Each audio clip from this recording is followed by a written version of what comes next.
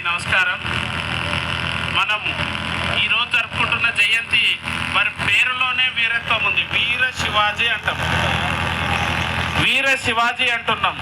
ఎందుకంటే వారి పోరాటం అంత వీరమైనది, అంత వీరోచితమైనది, అంత దేశభక్తియుతమైనది. మనకు నిరంతరం సుమారుగా 400 సంవత్సరాల దగ్గరకు వచ్చినా కూడా మరిచిపోలేని చరిత్ర ఛత్రపతి శివాజీ గారిది. వారి విషయంలో చాలామంది చెప్తారు, అట్లా కొద్దిమంది దేశ నాయకుల విషయాలు చెప్తూ నేను ఛత్రపతి గురించి చెప్తాను. మీరందరూ కూడా భగత్ సింగ్ విప్లవ పోరాటం చూసింటారు.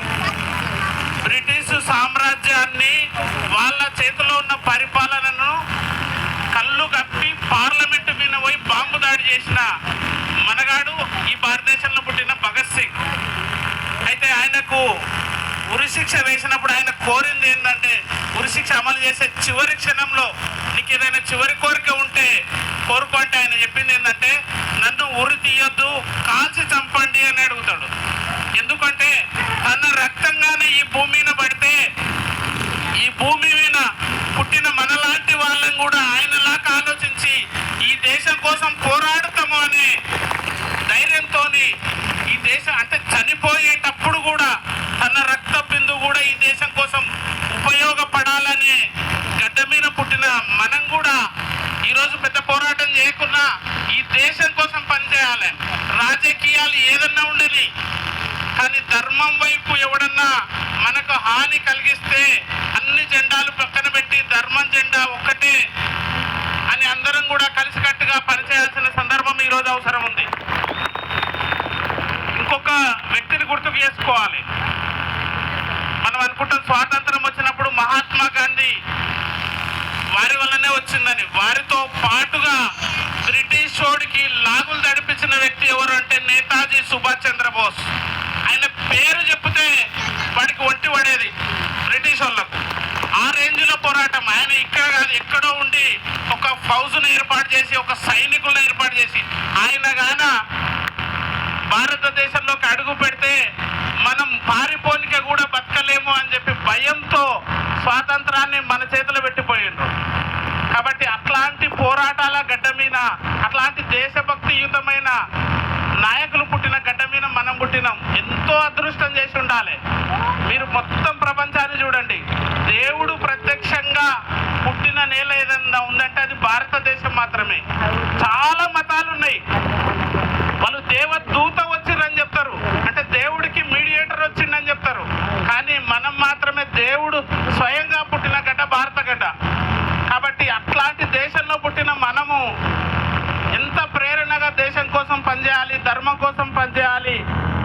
మొత్తం భూమిలో ఉండే విశ్వ మానవాళి సర్వే జన సుఖినో భవంతు అనే ధర్మంలో పుట్టినాం మనం. ఛత్రపతి శివాజీ మహారాజ్ అంత పోరాడిండు అంటే దేనికోసం పోరాడింటాడు? ఆయనకి మన ఆస్తులు లేకుండా ఉంటాయా? ఆయనకు అంతస్తులు లేకుండా ఉంటాయా? ఓన్లీ ఈ దేశం కోసం, ఈ ధర్మం కోసం నేను చస్తానేమో కానీ నా భావి తరాలన్నీ మంచిగా ఉండాలని కోరుకున్నాడు. కాబట్టి ఈరోజు మనం ఇంత క్షేమంగా ఉన్నాం.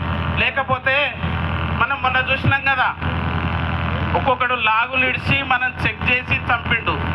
కానీ మనకు దమ్ము ధైర్యం ఉన్న సైన్యం ఉంది కాబట్టి ఇవాళ సింధూర్ పేరిట వాళ్ళని ఎవ్వరిని లేకుండా కథం పట్టియగలిగిన ధైర్య సాహసాలు మనకున్నాయి. కాబట్టి అందరం కూడా మన నిత్య జీవితంలో దేశభక్తిని పెంపొందించుకుంటూ దేశానికి, ధర్మానికి ఎవడన్నా హాని చేస్తే, ఇంకొక చిన్న ఉదాహరణ చెప్తా. కొద్దిమంది మన ధర్మం జోలికి వచ్చి మన ధర్మాన్ని కామెంట్ చేస్తుంటారు. వాళ్ళ ధర్మాన్ని చూస్తే కట్టేసి కొడితే కూడా రక్తం కారితే కూడా మన కోసం రక్తం కారింది అని చెప్పుకునే పిరికి పందాలు వాళ్ళు. కానీ మనము ఎవడన్నా మన జోలికి వస్తే వాడిని తలలు తీసిన ధర్మం మనది.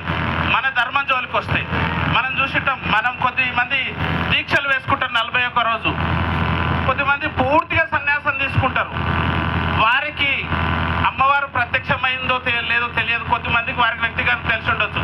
కానీ దేశం కోసం, ధర్మం కోసం నిత్యం పనిచేసిన ఛత్రపతి శివాజీ మహారాజ్ మనకు దగ్గరున్న శ్రీశైలం క్షేత్రంలో అమ్మ ఇప్పుడు అన్న చెప్పినట్టుగా, అమ్మ నాకు ఈ దేశం కోసం పనిచేసే ధైర్యాన్ని ధైర్యాన్ని ఇవ్వు, స్థైర్యాన్ని ఇవ్వు అంటే అమ్మవారు ప్రత్యక్షంగా జస్ట్ 400 సంవత్సరాల క్రితం ప్రత్యక్షమై ఖడ్గమిచ్చిన నేల మన భారత నేల. కాబట్టి ఇట్లాంటి పుణ్య భూమిలో పుట్టిన మనందరం కూడా దేశభక్తిని పెంపొందించుకుంటూ దేశం కోసం, ధర్మం కోసం నిత్యం ప్రయత్నం చేయాలి. మన తోటి వారిని కూడా అందరికీ చైతన్యం చేస్తూ మన ధర్మాన్ని కాపాడుకుంటూ